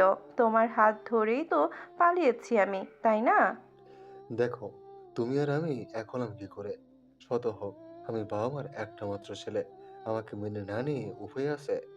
আর জান, আমি বলেছি তো তোমাকে বিয়ে করব। তাহলে আর একটু ধৈর্য ধরো। বউ তো তুমি হবে আমার, তাই না? শান্ত নরম স্বরে বলে। সৈকতের কথা শুনে রূপা গম্ভীর কণ্ঠে বলে, আমিও আমার বাবার বড় মেয়ে। বাবা মাকে কষ্ট দিয়ে তোমার হাত ধরে এসেছি। এর জন্য আমার বাবাকেও কম অপমানিত হতে হয়নি সৈকত। তাছাড়াও আমাকেই তোমার বিয়ে করতে হবে। ভুলে যেও না, তোমার জন্য আমার পরিবার অপমানিত হয়েছে পুরো সমাজে। যদি ভেবে থাকো আমাকে ঠকাবে, তাহলে মনে রেখো তোমাকে আমি রাস্তায় নামিয়ে ছাড়বো। শেষের কথাটুকু শক্ত গলায় বলল রূপা। সৈকত হকচকিয়ে বলে, তুমি বেশি ভাবছো রূপা, মাথা ঠান্ডা করো। এমন কিছুই না। এখন রাখি, একটা কাজ এসেছি, পরে তোমাকে ফোন করছি। বলেই ফোনটা কেটে দেয় সৈকত। রূপা রুমের ফ্যানটা অন করে দেয়। গরমে মাথা ঘুরছে। তারা মধ্যবিত্ত হলেও লুকমান হোসেন কোনো দিন তাকে কষ্ট বুঝতে দেননি। প্রথম সন্তান হওয়ায় সবচেয়ে আদরও সেই পেয়েছে। হ্যাঁ, সে লুকমান হোসেনের দ্বিতীয় ঘরের সন্তান। তারপরও তার দ্বারাই বাবা হওয়ার ইচ্ছেটা পূর্ণ হয়েছে লুকমান হোসেনের। তুর্নার মায়ের সঙ্গে সংসার জীবন লুকমান হোসেনের প্রায় 7 বছর সমান। তুর্নার মা জুঁই আক্তার এত বছরেও একটা সন্তানের মুখ দেখাতে পারেনি লুকমান হোসেনকে, যার জন্য তাদের সংসারে সব সময় অশান্তি লেগেই থাকত। জুঁই আক্তার স্বভাবগতই নরম ধাঁচের ছিলেন, তাই মুখ ফুটে কোনো দিন কিছুই বলতে পারত না। সংসারের অশান্তির কারণে লুকমান হোসেন আর জুঁই আক্তারের মাঝে বেশ দূরত্ব ছিল। সেই থেকেই সেলিমা খাতুনের সঙ্গে সম্পর্কে জড়িয়ে পড়েন। তারপর বিয়ে বছর ঘুরতেই সেলিমার কোল আলো করে রূপা আসে। তখন লুকমান হোসেনের দ্বিতীয় বিয়ের কথা বাড়িতে কেউই জানে না। হুট করে একদিন বাচ্চা সহ সেলিমা খাতুনকে নিয়ে বাড়িতে উপস্থিত হন লুকমান হোসেন। সেদিনটা জুঁই আক্তারের জন্য অমাবস্যার রাত্রি ছিল। শুধু সেই দিনটাই নয়, তারপর থেকে প্রতিটা দিনই ছিল জুঁই আক্তারের কাছে জাহান্নাম। ভালোবাসার মানুষটার থেকে এত বড় ধোঁকা আশা করেনি সে। সবচেয়ে বড় কথা, তার কয়েক সপ্তাহ পেরোতেই 7 বছরের প্রতীক্ষার প্রহর শেষ করে জুঁই আক্তার সন্তান সম্ভবা হন। কিন্তু সেই ভালোবাসাটা তিনি পান না, যেটা তার প্রাপ্য ছিল। মানসিকতা আর শারীরিক দুইভাবেই জুঁই আক্তার সেলিমা খাতুনের কাছ থেকে অত্যাচারিত হতে থাকেন। লুকমান হোসেন সেসব দেখেও না দেখার ভান করতেন। তারপর তুর্নার জন্ম হয়। জন্ম দেওয়ার পরই জুঁই আক্তার মুক্তি পান এইসব অত্যাচার থেকে। সন্তান আর মা দুইজনেরই বাঁচার সম্ভাবনা একদমই ছিল না।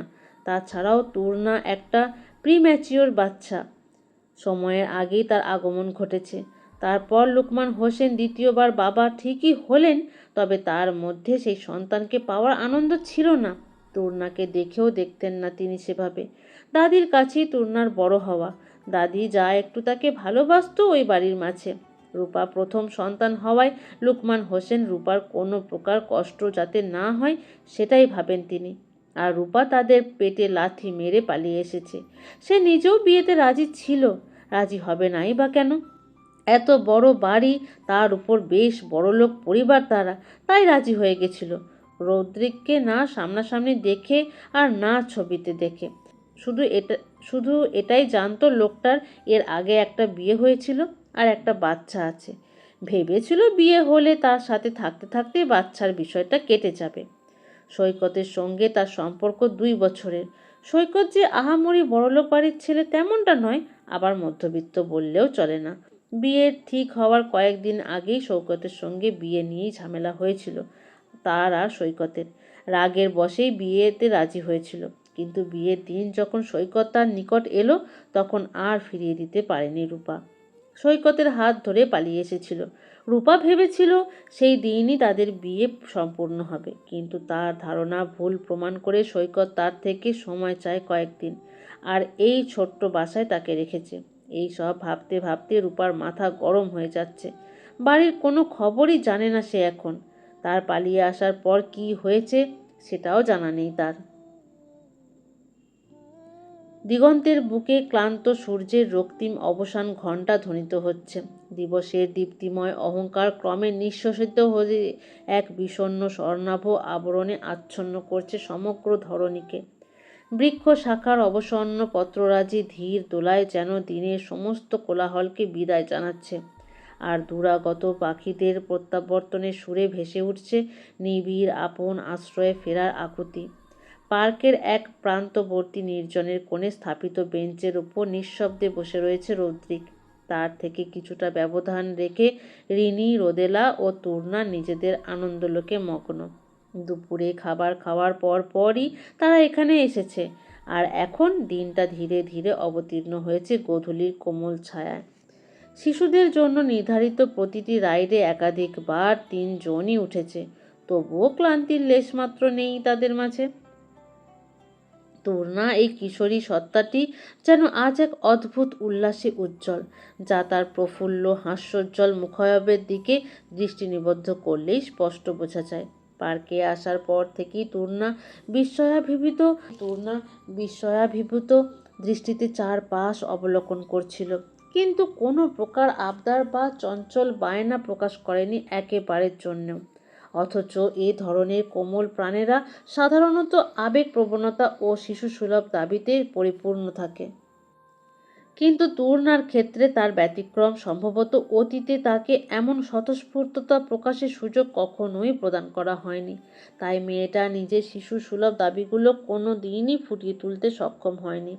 এক অদৃশ্য আতঙ্কের আবরণে আবদ্ধ থেকে তার চঞ্চল সত্তা যেন ক্রমে নিস্তেজ হয়ে পড়েছিল, যার ফলে তার স্বাভাবিক প্রাণোচ্ছলতার কোনো বহিঃপ্রকাশ দৃশ্যমান নয়। ছোট্ট রোদেলার গরমে ফর্সা মুখশ্রী লাল হয়ে গেছে। রদ্রিক বসা থেকে উঠে তাদের দিকে এগিয়ে গিয়ে গম্ভীর কণ্ঠে আদেশ দিয়ে বলে, হয়েছে, এখন বাড়ি ফিরতে হবে। এত গরমে এত লাফালাফি না করলে কি নয়? রদ্রিকের কথা শুনে রিনি বিরক্তি নিয়ে বলে, তুমি চুপ করো তো ভাইয়া, তোমার মতো রোবট হয়ে বসে থাকলে এই জীবন চলবে না। এখন বাড়ি চলো, সত্যি ক্লান্ত লাগছে। না, আর একটু লাফাও দরকার হলে। কম লাফালাফি হয়ে গেল না তোদের? বলেই রোদেলাকে কোলে নিয়ে মামপটে থাকা ঢাকনা খুলে পানি খাইয়ে দিতে থাকে। রৌদ্রিক তূর্ণার ঘর্মান্ত মুখের দিকে তাকালো। তিনজনেরই একই অবস্থা। রৌদ্রিক সবাইকে নিয়ে বের হয়ে এলো। তিনজনকে গাড়িতে বসিয়ে বাহির থেকে হালকা পাতলা খাওয়ার জিনিস এনে দিল। রোদেলার জন্য বাসা থেকেই খাবার আনা আছে, সেটা রৌদ্রিক খাইয়ে দিয়ে রোদেলাকে কোলে বসিয়েই ড্রাইভ করতে লাগলো। তূর্ণা আর রিনি দুইজনে পিছনে বসে গল্প করতে ব্যস্ত। এদিকে কিছু সময় পর ক্লান্ত রোদেলা বাবার কোলেই ঘুমিয়ে পড়ে। সেটা দেখে রিনি রোদেলাকে তার কাছে দিতে বলে, কিন্তু রদ্রিক দেয় না। মেয়েকে কোলে ভালো করে শুইয়ে দিয়ে ড্রাইভ করতে লাগলো। এই শোনো না, প্রতিদিন ভালোবাসার নতুন নতুন গল্প পেতে ও শুনতে চাইলে আমাদের আলোর ডায়েরি চ্যানেলটি সাবস্ক্রাইব করে পাশে থাকা বেল আইকনটি বাজিয়ে দিও, কেমন? নবদিনের সূচনার সঙ্গে সঙ্গে শিকদার বাড়িতে আয়োজনের আমেজ মেতেছে। আজকে জবা শিকদারের বাবার পরিবারের লোকজন সহ রুমা শিকদার আর রোমানা শিকদারের বাড়ির মানুষেরাও আসবেন, যার জন্য সকাল থেকেই বাড়ির গিন্নিরা নানা কাজে মেতে আছে, সঙ্গে বাড়ির কাজের লোকেরাও। রৌদ্রিকের বিয়েটা হুট করেই ঠিক হওয়ায় কেউ তেমনই উপস্থিত থাকতে পারেনি। তাই আজকে তিন পরিবারের লোকেরাই আসবে নতুন বউকে দেখতে। এজন্য রৌদ্রিককেও বাহিরে যেতে দেওয়া হয়নি। কিন্তু ছেলেটা কোন সুযোগে বের হয়ে গেছে কেউ জানেই না। রিনিও আরও কয়েকদিন ছুটি বাড়িয়ে নিয়েছে। কতদিন পর সকলেই একসঙ্গে হবে আর সে একা একা হোস্টেলে থাকবে, সেটা তো হয় না। রিনি, রোদেলা আর তূর্ণা রৌদ্রিকের রুমে বসে রয়েছে। রিনি ফোন ঘাঁটতে ব্যস্ত। তূর্ণা আর রোদেলা টুকটুকির সঙ্গে কথা বলতে ব্যস্ত। তূর্ণা আর রোদেলার কাজই এটা। সুযোগ পেলেই দুইজন বারান্দায় এসে টুকটুকির সঙ্গে কথা বলবে। টুকটুকি হয়তো বুঝে কিছুটা, তাই তো তাদের কথার শব্দ করে উত্তর দেয়। রোদেলা টুকটুকির দিকে তাকিয়ে বলে, তুতি তুনি কি কেউ তো সতালে? পাখিটা কিছুই উত্তর দিল না। সেটা দেখে রোদেলা তূর্ণার দিকে তাকিয়ে বলে, তুতি কথা বয় না কিনো? তূর্ণা আবারও ব্যর্থ রোদেলার সম্পূর্ণ কথাটুকু বুঝতে। তারপরও হালকা হালকা বুঝতে শিখেছে এই কয়েকদিনে, তাই যতটুকু বুঝলো সে অবুঝ মনে বলল, ওর হয়তো খেতে পেয়েছে তাই কথা বলছে না। বাবা কি কেউ দেয়নি তুতিকে? জানি না তো, চলো আমরা খাবার দেই। বলেই সামনে থাকা একসাথে রাখা পাখিদের খাবার তুলে নিয়ে টুকটুকির খাঁচার ভিতরে থাকা খাবারের পাত্রে ঢেলে দিতে থাকে। টুকটুকি খাবার পেয়ে খেতে শুরু করে। সেটা দেখে রোদেলা খুশিতে লাফিয়ে ওঠে, আনন্দের সঙ্গে হাততালি দিতে থাকে। এর মাঝেই সেখানে জবা শিকদার হাতে শাড়ি সহ গয়নার বক্স নিয়ে সেখানে উপস্থিত হন। রিনি মাকে দেখে ফোন চালানো বন্ধ করে সেদিকে তাকায়। তিনি গম্ভীরভাবে তূর্ণাকে পর্যবেক্ষণ করে গম্ভীর স্বরে বলে, এই মেয়ে শোন, এই কয়েকদিন এই শাড়ি পরে থাকবে আর এইসব বাচ্চামো বন্ধ রাখবে। বাড়িতে মানুষ আসবে একটু পর, তাই এইসব শাড়ি গহনা পরে সুন্দর মতো রেডি হয়ে শান্ত হয়ে বসে থাক। রিনি, তুই ওকে রেডি করিয়ে তুইও বের হয়ে নে। তোর নানুরা এসে পড়লো বুঝি। জবা শিকদারকে দেখে তূর্ণা একদম শান্ত হয়ে গেছে। বউ ভাতের পর আর তাকে শাড়ি পরতে হয়নি। রৌদ্রিক শাড়ি পরতে বারণ করে দিয়েছে। এতটুকুনি মেয়ে, তার উপর শাড়ি পরলে নিজেই সামলাতে পারবে না, তাই শাড়ি পরতে বারণ করে দিয়েছে। রৌদ্রিকের কথা মাথায় আসতেই তূর্ণা ভয়ে ভয়ে বলে, বর বর তো বারণ করেছে শাড়ি পরতে। তূর্ণার কথা শুনে জবা শিকদার তীক্ষ্ণভাবে বলে, সেটা নিয়ে তোমাকে ভাবতে হবে না, যা বললাম সেটা করবে, কোনো প্রকার সমস্যা করবে না, বলে দিলাম আগেই। তূর্ণা মাথা নাড়িয়ে কথাটুকু মেনে নিল। রোদেলা এবার জবা শিকদারের দিকে তাকিয়ে আবদারের স্বরে বলে, দাদু আমিও তালি বলবো, আমিও তালি বলবো। রোদেলার কথা কানে আসতেই জবা শিকদার নাতনির দিকে কোমল চোখে তাকান। রোদেলার দিকে তাকিয়ে নরম স্বরে বলে, আচ্ছা ঠিক আছে দিদুন, দাদুকে বলিয়ে এক্ষুনি রোদেলার জন্য শাড়ি আনবো। এখানের জন্য সুন্দর একটা জামা পরে নাও তো, বড় নানু আসবে তো রোদেলাকে দেখতে। রোদেলা খুশি হয়ে নাচতে শুরু করলো। এত ছোট্ট বাচ্চার শাড়ি সহজেই পাওয়া যায় না, তারপরও রোদেলা যখন আবদার করেছে সেটা তো দিতেই হবে। রোদেলা তার ছোট্ট নরম ফর্সা হাত জোড়া উঁচু করে দেখিয়ে বলে, তুলিও বলবো দাদু। রিনি রোদেলাকে কোলে নিয়ে গালে আদর করে দিয়ে বলে, হ্যাঁ, আজকে রোদ পুরীকে বিয়ে দিয়ে দিব একদম, লাল টুকটুকে বউ সাজিয়ে জামাই বাড়ি পাঠিয়ে দিব একদম। রিনির কথা শুনে রোদেলা বুঝলো না জামাই বউ কাকে বলে, তাই রিনির দিকে তাকিয়ে বলে, জামাই বউ কি পিপি? তোমার তূর্ণা যেমন তোমারই পাপার বউ, তুমি অমন কারোর বউ হলে সে তোমার জামাই হবে।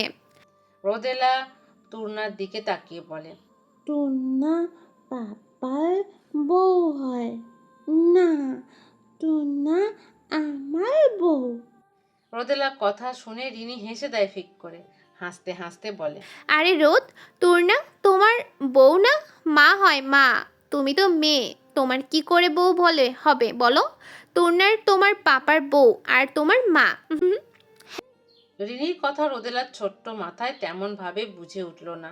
রোদেলা তূর্ণার দিকে তাকিয়ে হাত বাড়িয়ে তার কোলে যাওয়ার আবদার জানালো। তূর্ণা একবার তীক্ষ্ণ দৃষ্টিতে তাকিয়ে থাকা জবা শিকদারকে দেখে কোনো রকমে রোদেলাকে কোলে নিয়ে নেয়।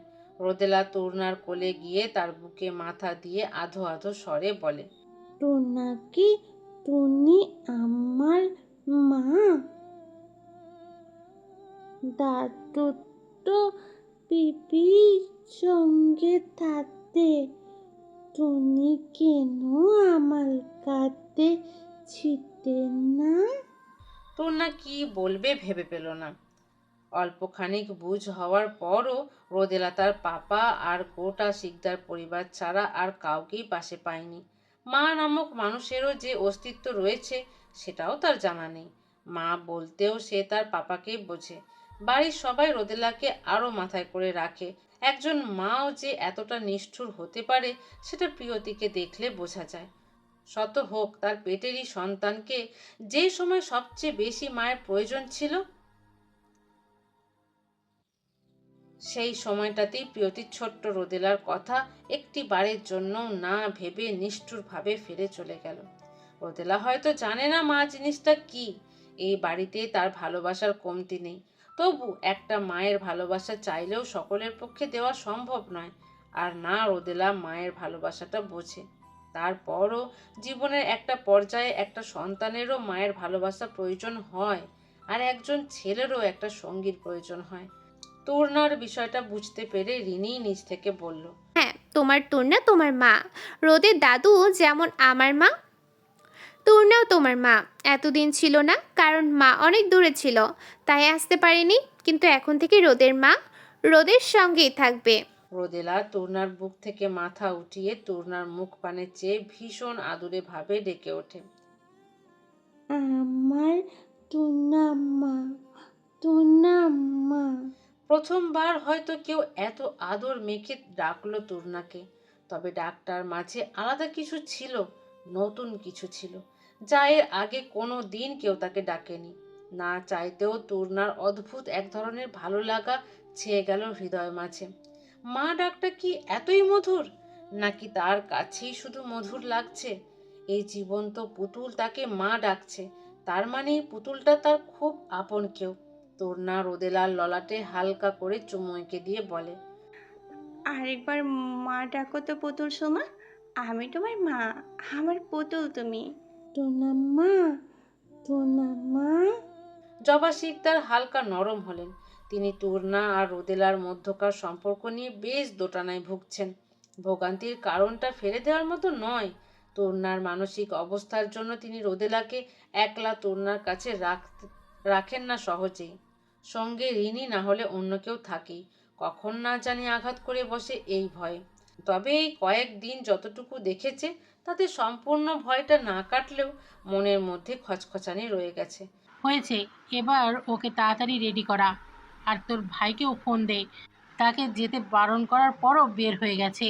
ওকে ফোন দিয়ে তাড়াতাড়ি আসতে বলে দে। বলেই খাটের ওপর সবকিছু রেখে তিনি বের হয়ে যান। রিনি তূর্ণাকে ফ্রেশ হয়ে আসতে বলে। শাড়ি সহ সব কিছু দেখতে লাগলো। সঙ্গে ছোট্ট রোদেলাও যোগ হয়েছে। সকাল থেকেই আবহাওয়ায় হালকা ঠান্ডা ঠান্ডা ভাব মিশে আছে। না অতিমাত্রায় গরম আর না ঠান্ডা, ভাদুরে আবহাওয়া। দুপুর হতে হতে 3 পরিবারের মানুষরা এসে উপস্থিত। সারা বাড়িতে শোরগোল শোনা যাচ্ছে। রদ্রিকের নানি বেশ বয়স্ক মানুষ, যার জন্য গাড়ি যাতায়াত তেমন করতে পারেন না। বছরে একবার মেয়ের বাড়িতে বেড়াতে আসেন। নতুন নাতবউ হওয়ায় না এসে পারলেন না। তার উপর নাতবউ নাকি পাগল। এইসব শুনে ছুটে এসেছেন। সবাই বসে আলাপে ব্যস্ত।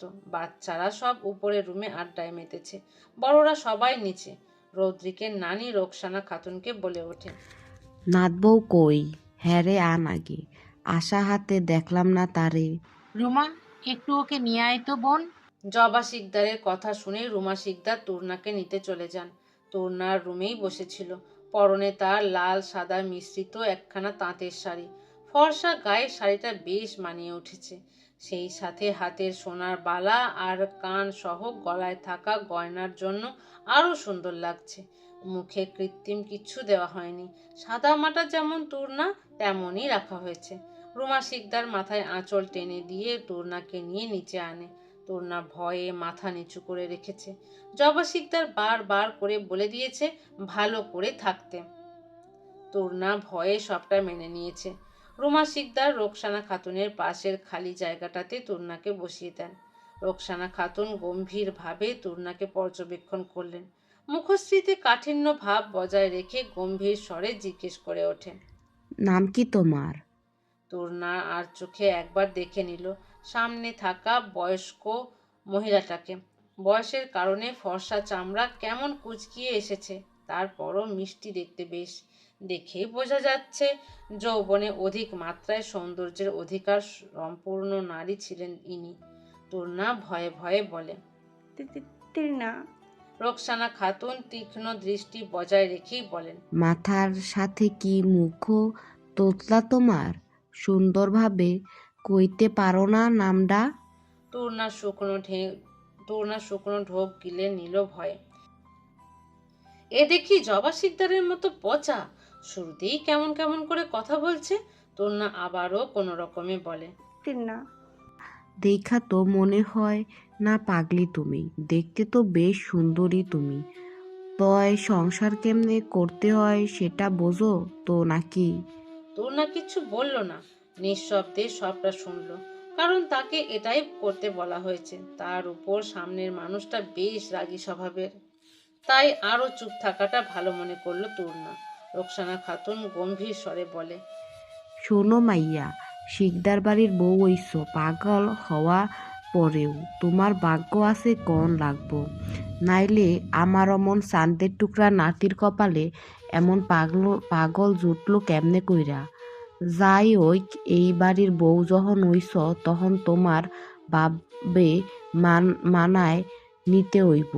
বাপের বাড়ি কি করছ হেগুল এইখানে করলে চলবো না। তোমার সংসার এইডা, তাই তোমারই সামলাইতে হইব। তূর্ণা নীরবে শুনল সবটা। সে পাগল, বারবার তাকে সেটা মনে করাতে হয়। সে তো বলেনি সে পাগল নয়, তাহলে সবাই কেন এটা বারবার বলে? তার প্রচণ্ড কান্না পায় পাগল শব্দটা শুনলে। সে কি ইচ্ছে করে পাগল হয়েছে? নেত্রজোড়া কেমন ছলছল করে উঠল, হালকা জ্বালাপোড়া করছে। রোকসানা খাতুন পাশে থাকা ব্যাগ থেকে এক জোড়া মোটা স্বর্ণের বালা বের করলো। তূর্ণার হাতটা নিজের কাছে টেনে সেগুলো পরিয়ে দিতে দিতে বলেন, এইগুলো আজ থাইকা তোমার, সামলাইয়া রাইখো। আমার সবচেয়ে প্রিয় নাতি সে, তারে সব আর তার মেয়েরে সবসময় আগলাইয়া রাখবা, আর সবসময় এমন শাড়ি পইরা থাকবা। নতুন বিয়া হইছে তাই শাড়ি পরবা বেশি কইরা, তাইলে স্বামীরে আসলে বাঁধতে পারবা। বুঝছ কি বলছি আমি? তূর্ণা তাড়াহুড়ো করে মাথা নাড়িয়ে হ্যাঁ বলল। শাড়ি পরার পর সবাই তাকে বলেছে তাকে নাকি অনেক সুন্দর লাগছিল। ছোট্ট রোদেলাও কতক্ষণ তার দিকে চেয়েছিল আর বলেছে তাকে নাকি সুন্দর লাগছে। দিনের আলো ফুরিয়ে রাত্রি নেমেছে ধরণী জুড়ে। পক্ষীরাজরা নিজেদের নীড়ে ফিরে গিয়েছে। রাত 8:45। রৌদ্রিক বাড়িতে প্রবেশ মাত্রই নিজের মামা সহ অন্যদেরও দেখতে পেল। অনেকদিন পর সকলের সঙ্গে দেখা হওয়ায় উপরে আর গেল না। সবার সঙ্গে বসে গল্প করে নিল বেশ কিছু সময়। রোকসানা খাতুন বয়স্ক মানুষ, তার উপর এত দূর জার্নি করে এসেছেন, তাই সে রুমে রেস্ট নিচ্ছেন। রৌদ্রিক রোকসানা খাতুনের সঙ্গে দেখা করার জন্য উপরে তার রুমে চলে গেল। রুমে ঢুকতেই রোকসানা খাতুনকে হেলান দিয়ে শুয়ে থাকতে দেখতে পায়। রৌদ্রিক আস্তে করে রোকসানা খাতুনের পাশে গিয়ে বসলো। কেমন আছো নানু? রৌদ্রিকের কণ্ঠস্বর পেয়ে রোকসানা খাতুন চোখ মেলে তাকান। রৌদ্রিককে দেখে তার ওষ্ঠপুটে হাসির রেখা ফুটে ওঠে। তিনি ঠিক হয়ে বসে বলেন, এতক্ষণে আসার সময় হলো বুঝি তোর? এই বউকে আর ভালো লাগে না নাকি? রৌদ্রিক হালকা হেসে বলে, হুম, এই বউকে কি ভালো না লেগে যায়? যাই হোক, শরীর কেমন এখন তোমার? এই তো আছি আল্লাহর রহমতে। তুই কেমন আছিস?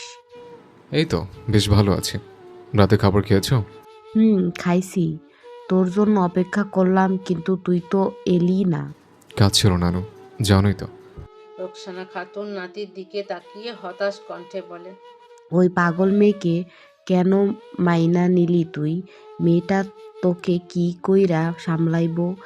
আর রোদের নানু ভাই ওরা বা কি হইব? রৌদ্রিক হালকা হেসে বলে, আমি যদি মেয়েরা না নিতাম তাহলে মেয়েটা হয়তো মরে যেত। ও ওর নিজের বাড়িতে নিরাপদ নয়। যেভাবেই হোক, বিয়েটা যেহেতু হয়ে গেছে, তখন আমারও কিছু দায়িত্ব আছে, তাই না? দায়িত্ব নিয়ে গোটা সংসার চলে না রে। সংসারে ভালোবাসা না থাকলে সেটা কোনো দিন সংসার না। আর ওকে বাঁচানোর জন্য নিজের জীবনটা এমন করে ফেললি। কিছু জিনিস আমার হাতে থাকে না নানু, কিছু জিনিস নিয়তি নিচে বয়ে আছে। মেয়েটা আমার নিয়তি নানু, তাই হয়তো আজকে আমার স্ত্রী রূপে এই বাড়িতে। এসব কথা বাদ দাও তো, আমার মেয়ের জন্য আমি আছি। তোমরা আছো এদিকে যথেষ্ট নয়? না, যথেষ্ট নয়। আজ রোদ ছোট, কালকে ও বড় হবে আর বুঝতে শিখবে মা কি জিনিস। তোকে প্রশ্ন করবে ওর মা কই, তখন জবাবে কি দিবি? মায়ের ভালোবাসা মায়ের যত্ন মতোই হয়। তুই ওর বাবা মা দুটোই, তারপরেও মায়ের ভালোবাসাটা একজন বাবা কোনো দিন পূরণ করতে পারে না। রৌদ্রিক এই বিষয়ে আর কথা বলল না। আরও কিছু সময় রোকসানা খাতুনের সঙ্গে কথা বলে নিজের রুমে পা বাড়ালো। রুমে প্রবেশ মাত্রই তূর্ণাকে বসে থাকতে দেখতে পেল। গায়ে এখনো শাড়ি জড়ানো, তবে শাড়ির অবস্থা বেহাল, এলোমেলো হয়ে আছে। রোদেলা ঘুমিয়ে আছে, তার পাশেই চুপ করে সে বসে আছে। এই মেয়ে শাড়ি পরেছে কেন? মেয়েটা শাড়ি পরলে সেটার অবস্থা একদমই বিচ্ছিরি হয়ে যায়। ঘুমের সময় আরো বাজে অবস্থা হয়। যেটা সামলাতে পারে না সেটা জোর করে পরার দরকার কি? তাছাড়া মেয়েটাকে শাড়ি পরলে কেমন বউ বউ লাগে। পিচ্ছি মানুষ পিচ্ছি হয়ে থাকবে, না হয়ে শাড়ি পরে বউ হওয়ার মানে কি? তার উপর হাতে পরা চুড়ির কারণে আরো বেশি বউ বউ লাগছে। চিকন চিকন হাতে চুড়িগুলো বেশ শোভা পেয়েছে। নাকটাও ফোড়ানো, সেখানেও ছোট্ট ডায়মন্ডের নাকফুল চিকচিক করছে। গোল গাল মুখে সেটা বেশ ভালো মানিয়েছে। রৌদ্রিককে দেখে তূর্ণা উঠে পড়ে। শাড়ির অবস্থা বেহাল, পায়ের কাছে উঠে গেছে, যার কারণে ফর্সা লোমযুক্ত পাটা উন্মুক্ত হয়ে আছে। ফর্সা পায়ে কালো লোমগুলো আলাদা এক সৌন্দর্য সৃষ্টি করেছে। ফর্সা পায়ে সেটা মুক্ত দানার মতো মনে হলো। রৌদ্রিক সেদিক থেকে চোখ সরিয়ে বিছানায় মেয়ের কাছে এগিয়ে গেল। ঘুমন্ত রোদেলার ললাটে চুমু এঁকে দিল। তূর্ণা শান্ত চোখে শুধু দেখল, কিছু বলল না। রৌদ্রিক তূর্ণার দিকে তাকিয়ে গম্ভীর স্বরে বলে, শোনো মেয়ে, তুমি কোনো প্রকার শাড়ি পরবে না। তোমাকে শাড়িতে বড্ড বাজে লাগে। রৌদ্রিকের কথা শুনে তূর্ণার মনটা খারাপ হয়ে গেল। সবাই আজকে তাকে সুন্দর লাগছে বলেছে, কিন্তু রৌদ্রিক বলছে তাকে বাজে লাগছে। তূর্ণা হালকা মন খারাপ করে বলে, আমাকে সত্যি খুব বাজে লাগছে বর। সবাই তো বললো আমাকে বউ বউ লাগছে, একদম আপনার বউ। নানিও বললো শাড়ি পরে আপনাকে আসলে বেঁধে রাখতে। তূর্ণার কথা শুনে রৌদ্রিক ভ্রু যুগল কুচকিয়ে বলে, তুমি কি সবার বউ নাকি নাকি আমার বউ? আমি তো আপনার বউ, এটাও আপনি জানেন না বর? ঠোঁট উঠিয়ে বলে, তাহলে আমি যা বলবো তোমাকে সেটাই মানতে হবে। বলেছিলাম কি মনে নেই তোমার? আমার সব কথা মানতে হবে তোমাকে। তুমি এসব শাড়ি পরবে না। পিচ্ছি মানুষ পিচ্ছির মতো জামা পরবে। তূর্ণা কিছুক্ষণ ভেবে বলে, আপনি কি রেগে গেলেন বর? আমি আর শাড়ি পরবো না। পচা শাশুড়ি বললো শাড়ি পরতে, তাই তো পরলাম। রেগে যাবো কেন? তোমার শাড়ি পরার বয়স হয়েছে। যাই হোক, এসব বড় দরকার নেই। মা যেহেতু বলেছে তাহলে কয়েকদিন পরো, কিন্তু তারপর এসব পরবে না। ছোট মানুষ ছোট মানুষের মতো জামা পরবে। বলেই ফ্রেশ হওয়ার জন্য চলে যায়। তূর্ণা ভাবতে লাগলো, সে কি বাচ্চা?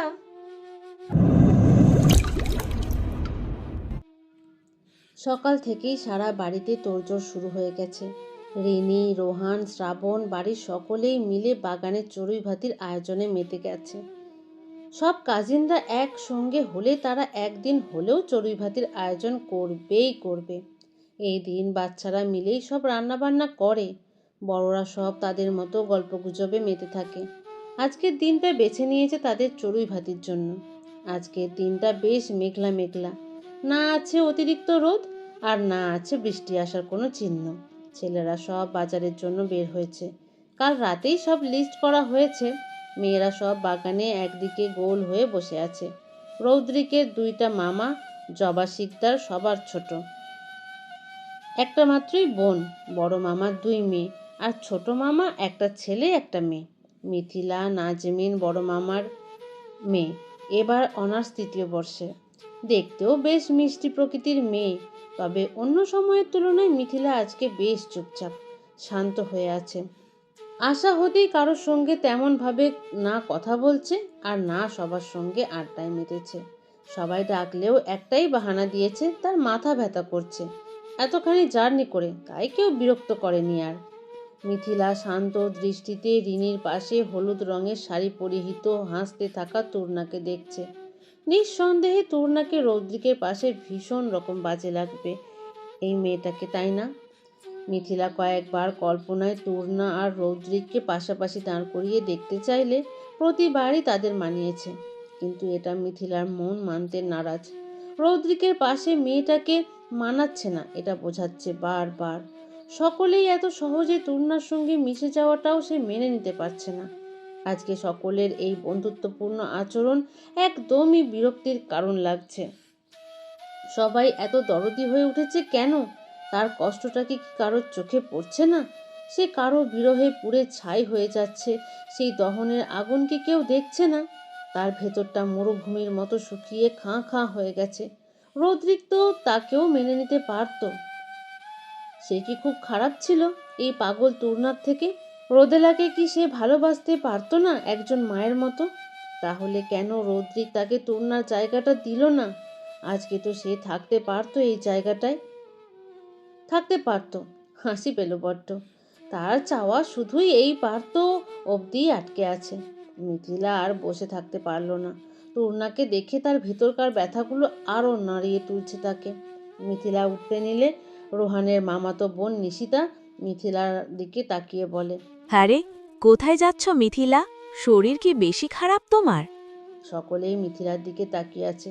মিথিলা শান্ত চোখে তূর্ণার দিকে তাকিয়ে সকলের উদ্দেশ্যে অনুভূতি শূন্যভাবে বলে ওঠে, তোমরা বরং তোমাদের নতুন ভাবিকে নিয়েই মেতে থাকো, আমাকে একলা ছাড়ো। যখন ভালো লাগবে তখন নিজে থেকেই আসবো। বলেই নিজের হাতটা ছাড়িয়ে কারো উত্তরে আশায় না থেকে সেখান থেকে সোজা বাড়ির ভিতরে পা বাড়ায়।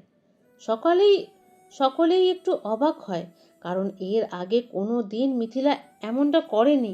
মিথিলা নিজেও মিশুক একটা মেয়ে, সহজেই সকলের সঙ্গে মিশে যায়। সেখানে আজকে তার এমন ব্যবহার সকলের নিকটই বেশ বিস্ময়কর লাগলো। কেউ বুঝলো না ব্যাপারটা। তরুণা একবার মিথিলার যাওয়ার দিকে তাকিয়ে দৃষ্টি সরিয়ে নিল। কালকে রাতেই তার সকলের সঙ্গে ভাব হয়ে গিয়েছে। সবাই তাকে খুব অল্প সময়ের মাঝেই আপন করে নিয়েছে, কিন্তু মিথিলা বাদে। সকলেই তার সঙ্গে কথা বললেও মিথিলা চোখ তুলে তাকায়নি অবধি তার দিকে। সকাল সকাল সবার সঙ্গে সেও এখানে এসেছে। জবা শিকদারের কথা অনুযায়ী আজকেও শাড়ি পরেছে। সে আর রোদেলা মিলিয়ে শাড়ি পরেছে। রোদেলার জামাটা হলুদ হলেও গোল ফ্রক, ফর্সা শরীর, তার উপর আদুরে চেহারার গঠনের কারণে রোদেলাকে ভীষণ রকমের মিষ্টি লাগছে। সেও সবার মতো সবার গল্প শুনছে, একটু পর পর এটা ওটা বলছে। বড়দের আলাপ না বুঝতে পারলেও সবাই যখন হেসে উঠছে, সে নিজেও হাসছে অবুঝ মনে। হুট করে মিথিলার ছোট বোন মাইশা তরুণার দিকে তাকিয়ে জিজ্ঞেস করে বসে, তরুণা ভাবি, তুমি কিসে পড়ো? তরুণা বোকা বোকা চোখে মাইশার দিকে তাকালো। সে বুঝলো না কি পড়ার কথা বলছে। রিনি সেটা বুঝতে পেরে এই প্রসঙ্গ পাল্টাতেও চাইল, কিন্তু মাইশা তারপরও ছাড়লো না বিষয়টা।